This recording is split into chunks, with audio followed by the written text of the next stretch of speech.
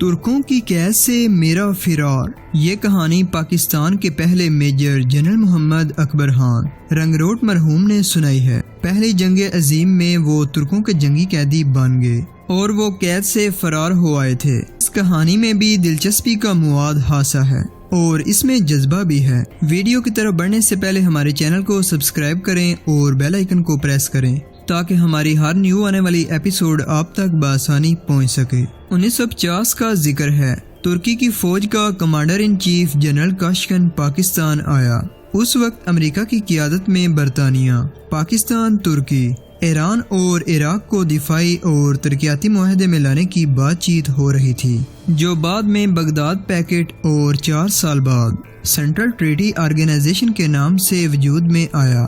میں اس وقت major general تھا اور ریٹائر ہونے والا تھا۔ آرمی سروس کور نے مجھے کرنل کمانڈ کا اعزاز دے رکھا تھا۔ یہ اعزاز متعلقہ محکمے کے باپ کی حیثیت رکھتا ہے۔ میرے دل میں ترکوں کی محبت بہت زیادہ ہے۔ میں نے جنرل کاشکن کے اعزاز میں آرمی سروس کور چک لالا کے میس میں بہت بڑی دعوت دی۔ اس سے پہلے میں اس کانفرنس میں شرکت کر چکا تھا جس کے لیے ترکی کا یہ جرنیل پاکستان میں آیا تھا۔ جنرل کاشکن کو دیکھتے ہی مجھے 35 سال پہلے کا دور یاد آ گیا جب پہلی جنگ عظیم شدت سے لڑی جا رہی تھی۔ میں اس وقت رسالے میں تھا۔ ہمارے بیشتر قارئین رسالے سے واقف نہیں ہوں گے۔ آج کل رسالے کو ٹینک ریجمنٹ کہا جاتا ہے۔ پرانے وقت کے فوجی ٹینک ریجمنٹ کو اب بھی رسالہ کیولری کہتے ہیں۔ ٹینکوں اور بختر بند گاڑیوں سے پہلے رسالے میں گھوڑے ہوا کرتے تھے جن کے سوار رائفلوں، لمبی تلواروں اور برچھیوں سے مسلح ہوتے تھے۔ افسروں کے پاس تلوار اور ریوالور ہوتے تھے۔ نہایت تندرست اور توانا گھوڑے ہوتے تھے۔ ان کی اپنی ہی شان تھی۔ جنرل کاشکن کو دیکھ کر مجھے اپنا گھوڑوں والا رسالہ یاد آ گیا جس کے ساتھ میں میسوپوٹیمیا میں پہلی جنگ عظیم میں شامل ہوا اور ہمارے مد مقابل ترک اور عرب تھے۔ 1950 میں جب جنرل کاشکن پاکستان میں آیا تو میں نے اسے فوراً پہچان لیا اور اس نے مجھے کئی بار ایسی نظروں سے دیکھا جن میں سوال اور شک سا تھا، جیسے وہ مجھے پہچاننے کی کوشش کر رہا ہو۔ اور جب میں نے اسے چک لالا راولپنڈی میں آرمی سروس کور کے میس میں مدعو کیا تو وہاں اس نے مجھ سے پوچھا، آپ کانفرنس کے دوران جب مجھ سے نظر ملاتے تھے تو آپ اس طرح مسکراتے تھے جیسے آپ مجھے جانتے ہیں۔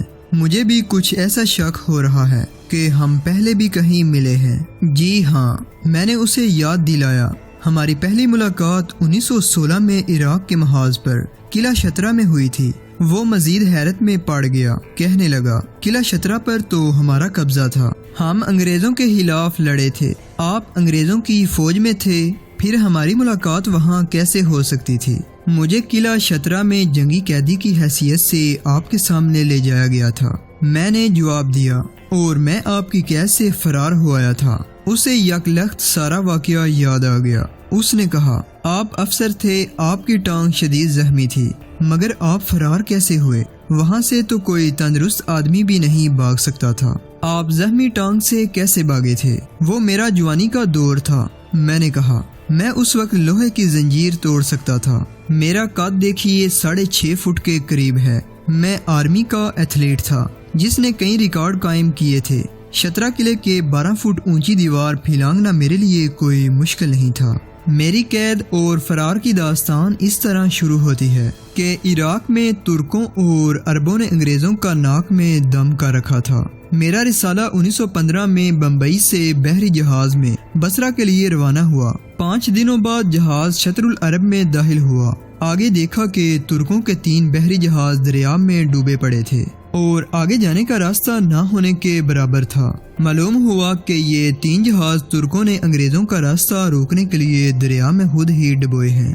ہمارا جہاز نہایت آہستہ آہستہ پیچ در پیچ راستہ بناتا آگے نکل گیا اور ہمیں الف لیلا کا بصرہ نظر آنے لگا، مگر وہاں کوئی گودی نہیں تھی۔ ہمیں حکم ملا کہ اپنا اپنا سامان سر پر اٹھا کر دریا میں اتر جاؤ۔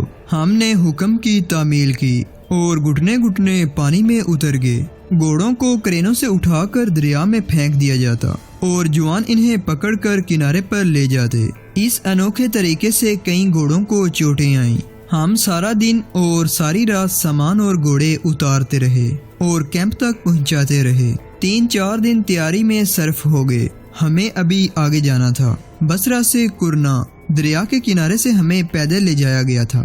کرنا سے ناصریہ تک کے لیے ہمیں بڑی دریائی کشتیوں پر جنہیں بلم کہا جاتا تھا سوار کرایا گیا. ایک دہانی جہاز کے پیچھے 4 سے 6 بلم باندھے گئے اور ہم جھیل الخمار میں پہنچے. جھیل میں پانی کی کمی کی وجہ سے جہاز ریت میں پھنس گیا. اسے نکالنے کی ہر کوشش ناکام ہو گئی تو جہاز کے کپتان نے وائرلیس کے ذریعے مدد مانگی. رات کے وقت عربوں نے ہم پر فائر کھول دیا.